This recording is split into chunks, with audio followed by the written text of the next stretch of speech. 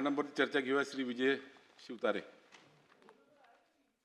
अध्यक्ष महोदय, बरं, अतिशय महत्त्वाच्या अशा विषयावर आज महाराष्ट्र विधानसभा नियम 94 अन्वये मी ही अर्धा तासाची सूचना देऊन वक्तव्य करत आहे. अध्यक्ष महोदय, जामनेर तालुक्यामध्ये जैन बहुउद्देशीय संस्था जामनेर ही अनेक वर्षापासून विविध प्रकारचे शैक्षणिक संकुल उभारून B.Ed college, pharmacy college, junior college, nursing college, physiotherapy college, homeopathy college आदी वेगवेगळ्या विषयांची अभ्यासक्रम तिथे घेत असते. अतिशय गंभीर बाब अशी समोर आलेली आहे. या संस्थेने जेवढी बांधकामं केली आहेत मंत्री महोदय, त्या सर्व बांधकामाच्या अकृषक परवानग्या पूर्णपणे बोगस आहेत. नंबर 2,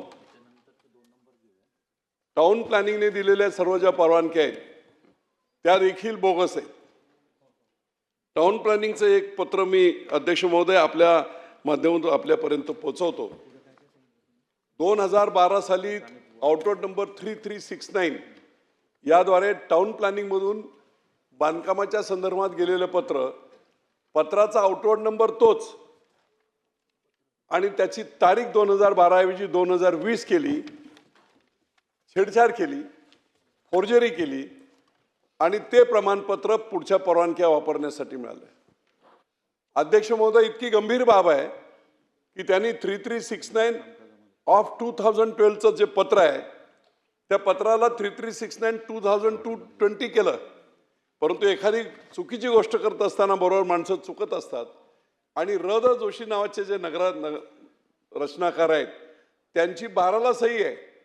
आता 20चं हेच पत्र त्यांनी दाखवून सबमिट करून पुढच्या परवानग्या घेतले. र.द. जोशी हे दुर्दैवाने 18 सालीच दिवंगत झालेले आहेत आणि 2020 साली त्यांची सही दाखवून त्यांनी. अध्यक्ष महोदय, ग्रामपंचायत कंप्लीशन सर्टिफिकेट कसं देऊ शकते? देऊ शकत नाही. एक ग्रामपंचायतचं कंप्लीशन सर्टिफिकेट जे बोगस आहे, मी आपल्यापर्यंत पाठवतो, मंत्री महोदयांपर्यंत येईल ते. ग्रामपंचायतमध्ये एवढे कॉम्पिटंट अथॉरिटीज नाही आहेत. त्यांनी हॉस्पिटलची रचना केलेली आहे, ऑपरेशन थिएटर कुठे आहे, पॅथॉलॉजी कुठे आहे, किती स्क्वेअर फीट आहे, पूर्णपणे बोगस अशा प्रकारचं आहे. ग्रामपंचायतला विचारलं असता ग्रामपंचायतने माहितीच्या अधिकाराखाली क्लिअर कट सांगितलं की हे प्रमाणपत्र बोगस आहे, हे आम्ही दिलेलं नाही. त्याच्या उपर जे ग्रामसेवक त्यावेळेस कार्यरत होते त्यांची जी सही आहे ते ग्रामसेवक हे जवळजवळ 1.5 वर्षापूर्वी तिथून त्यांची बदली झालेली आहे आणि त्याच नावाने पुढच्या तारखेला त्यांनी हे सगळं अशा प्रकारचे फेक पेपर्स तयार करून शासनाची दिशाभूल केलेली आहे. या बिल्डिंग इमारतीचा परवाना बोगस, अकृषिक परवाना बोगस, कंप्लीशन सर्टिफिकेट बोगस.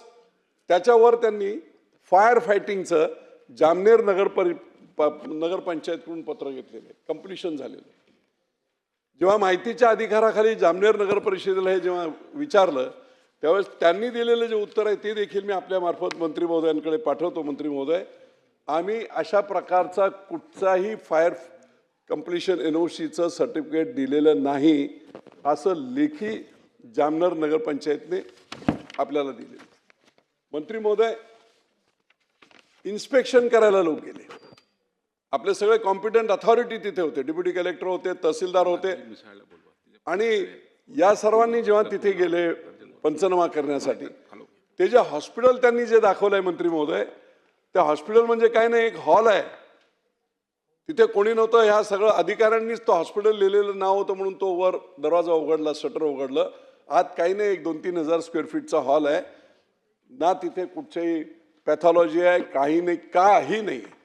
आणि ते हॉस्पिटल दाखवून ह्या नर्सिंग हे जे सगळे जे शैक्षणिक त्याच्या परवानग्या त्यांनी घेतल्या आहेत पूर्णपणे अवैधपणे अशा प्रकारच्या शिक्षणामध्ये होत असणाऱ्या चुकीच्या गोष्टी प्रचंड गंभीर आहेत.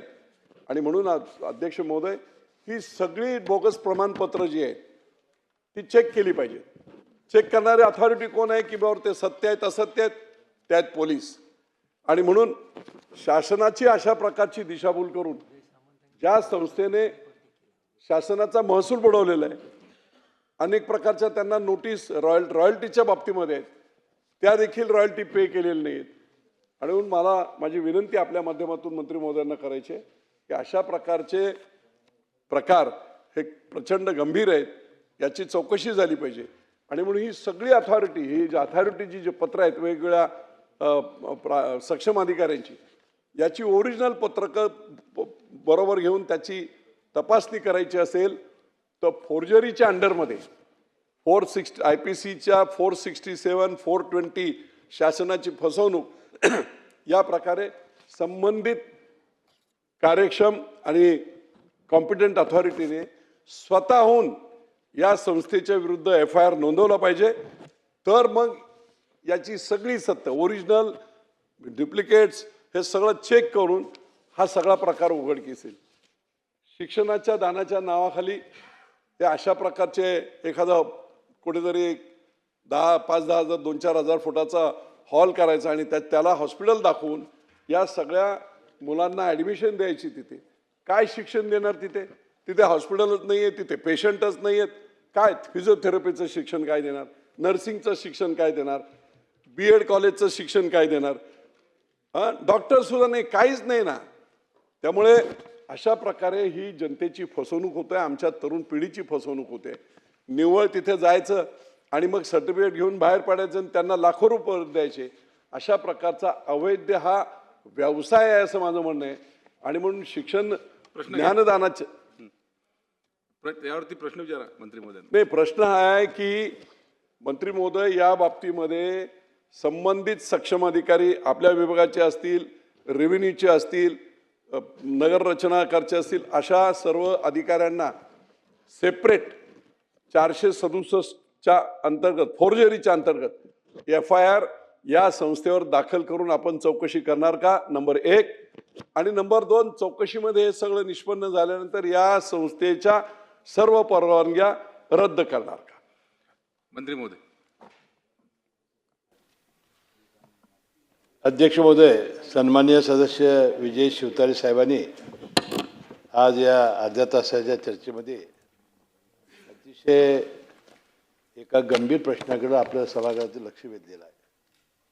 प्रकाशचंद्र जैन बहुउद्देशीय संस्था जामनेर यांच्या ज्या शाळा आहेत त्यामध्ये आमच्या विभागाच्या आयुर्वेद कॉलेज, फिजिओथेरपी, होमिओपॅथी इत्यादी कॉलेज आज त्याला परवानगी मिळून त्या सुरू आहेत.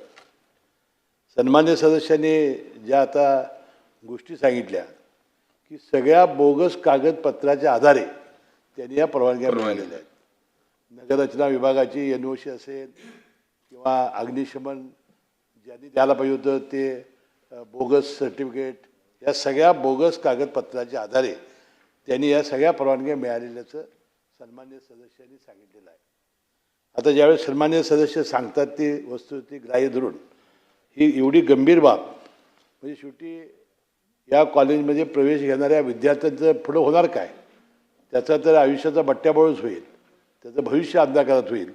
म्हणून ही वस्तुस्थिती ग्राह्य धरून तात्काळ प्रवेश प्रक्रिया या सगळ्या वैद्यकीय शिक्षण विभागाचे ज्या कॉलेजला मान्यता दिलेल्या आहेत त्या थांबवण्यात येतील आणि तात्काळ आपण विद्यापीठाला कळवण्यात येईल की 7 दिवसाच्या आत त्यांनी सुनावणी घेतलेली आहे, पण अजून त्यांनी त्याच्यावर निर्णय प्रत्यय आलेले नाहीत. ह्याची सुनावणी घ्यावी आणि तात्काळ 7 दिवसाच्या आत ह्याची शहनिशा करावी. शासनही आमची शहनिशा करेल, कारण हे आयुक्तांना मी सांगणार आहे की ताबडतोबीनं यांना नोटीस देऊन बोलवून घ्या आणि हे जर खरं असेल तर त्याला फौजदारी खटला दाखल केला जाईल. घ्या परदेशात भरारी, तेही सर्वसामान्यांना परवडणारी. 1 रुपया भरा आणि थायलंडमध्ये फिरा. सचिन इंटरनॅशनल घेऊन आले आहेत जगातली सर्वात स्वस्त परदेश टूर. पूर्ण 5 दिवसांचं पॅकेज आता फक्त 32,999 रुपयांमध्ये. पॅकेजमध्ये विमान प्रवास, हॉटेल, ब्रेकफास्ट, ट्रान्सपोर्ट आणि प्रेक्षणीय स्थळे. सचिन इंटरनॅशनल 18 वर्षांपासून पर्यटन क्षेत्रातील एक विश्वसनीय नाव. सचिन इंटरनॅशनल सोबत मनसोक्त फिरा. संपर्क 7767989898.